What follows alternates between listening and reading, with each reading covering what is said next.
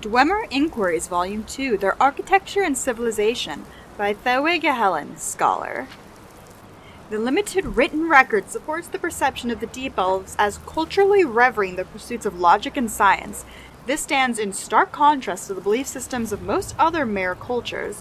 When we imagine a society structured around such a central ideology, it seems reasonable that prolific scholars, especially in fields such as mathematics, metallurgy, or architecture, would be elevated to social status like that of the clergy in a more mystically inclined culture.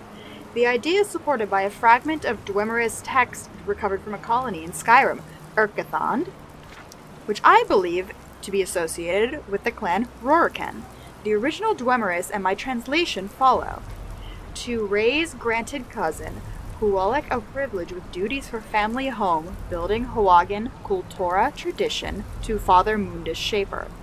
Some scholars interpret this as evidence of Dwemer rulership of Mundus, but I do not agree. My translation of this passage suggests that a respected Dwemer by the name of Kuwalik was promoted to a civic position, probably tonal architect. The latter half of the fragment suggests that Kuwalik's position requires him to build in a specific style. The term Hawagan Kultura has thus far eluded me, but I believe it may be the name of such a style. It's possible there were several styles, differing in their construction principles and typical structures. One earmark of what I believe was the prevalent Dwemer style among northern clans was a feature I call the deep venue. Deep venues are often characterized by being made up of one or more expansive natural caverns in which several other structures will occur. Structures within the venue may be carved from the stone itself or freely erected upon the cavern floor.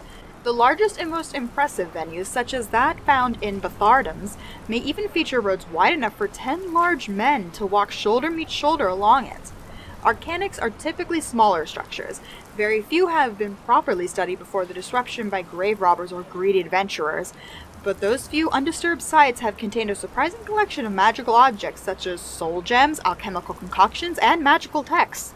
Some scholars take these as evidence that the Dwemer did in fact dabble in the magical arts. Based on what we know of their culture, as well as the fact that most arcanics are minor structures compared to other common fixtures, I would suggest that these were centers of study and nothing more. Perhaps the dwarves established these halls as a means to study men and mer, who surely seemed as alien to them as the Dwemer seem to us today. Great animalculatories can be found in many dwarven strongholds.